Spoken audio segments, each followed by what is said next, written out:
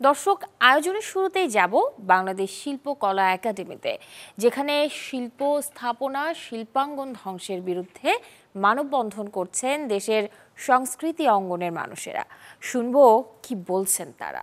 আজকের দাঁড়ানোর বিষয়টা দুঃখজনক। এই দাঁড়ানোটা বাংলাদেশের যে নতুন বাংলাদেশ পেয়েছি, এই নতুন বাংলাদেশে সেই দাঁড়ানোটার দরকার ছিল না। কারণ হচ্ছে যে যে ধ্বংসযজ্ঞ আসলে হয়েছে, এবং এই মন্দিরের উপরে যে ধ্বংসযজ্ঞ হয়েছে, রাহুলদার বাসায় যে ধ্বংসযজ্ঞ হয়েছে, এটা খুবই নিন্দনীয়। এবং আমি মনে করি এই বাংলাদেশে এটা একদমই কাম্য না, এবং এই বাংলাদেশ সবার বাংলাদেশ।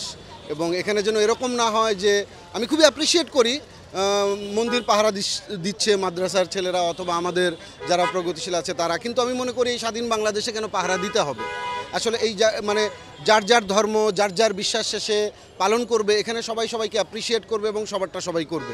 কারোটা যেন পাহারা দেওয়ার দরকার না হয়। আজকের আন্দোলন আসলে, আজকের এই প্রতিবাদের জায়গাটা আসলে মূল এটাই আমি মনে করি। যে আমরা খুব একটা ক্রান্তিকালের মধ্য দিয়ে যাচ্ছি। আমরা অভিভাবকহীন এই মুহূর্তে, যেহেতু এখনও অন্তর্বর্তীকালীন সরকার গঠন হয়নি। এটা আমাদের জন্য, আমাদের সাধারণ জনগণের জন্য আসলে এই প্রেশার। আমাদের আইন শৃঙ্খলা বাহিনী নেই, আমাদের কিছু নেই। আমাদের সাধারণ ছাত্র জনতা যারা আছে, যারা গণ অভ্যুত্থান করেছে এবং যারা স্বাধীন করেছে বলছি আমরা, তারা কিন্তু এখন রাজপথে, এবং কি সুন্দরভাবে তারা রাষ্ট্রকে মানে রাজপথের রাস্তা চালাচ্ছে, রাস্তা পরিকল্পনা করছে।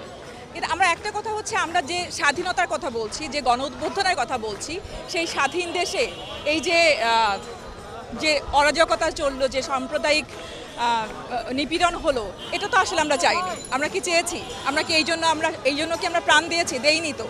আমরা চাই একটা অসাম্প্রদায়িক দেশ। আমরা চাই না খুনের বদলে খুন, হিংসার বদলে হিংসা। আমরা চাই শান্তি।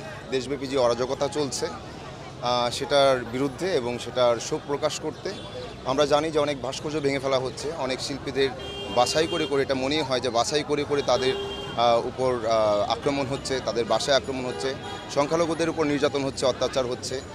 এটা যে দুর্বৃত্তরা করছে তাদের প্রতি আমরা নিন্দা প্রকাশ করছি এবং আশা রাখি আগামী দ্রুত সময়ে যে সরকার ঘোষণা হবে তারা এটার উপর একটা ভালো পদক্ষেপ নেবেন, তাদেরকে চিহ্নিত করে তাদের শাস্তির আওতায় আনবেন। রাহুলদার বাড়িতে অ্যাটাক হয়েছে, বিভিন্ন সনাতন ধর্মের আমাদের বন্ধুদের বাড়িতে অ্যাটাক হচ্ছে, বিভিন্ন শিল্পকর্মের প্রতি অ্যাটাক হচ্ছে।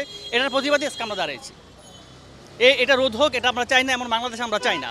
আমরা চাই এটা আমাদের সম্প্রীতির বাংলাদেশ। সব ধর্ম বর্ণ নির্বিশেষে সবার মঙ্গলের জন্য এই আন্দোলন। এখন আন্দোলন একটা সফলতার রূপে গিয়েছে। আমরা চাই কেউ যেন এতে আক্রান্ত না হয়, এবং এদের রক্ষার দায়িত্ব সবার আমাদেরই।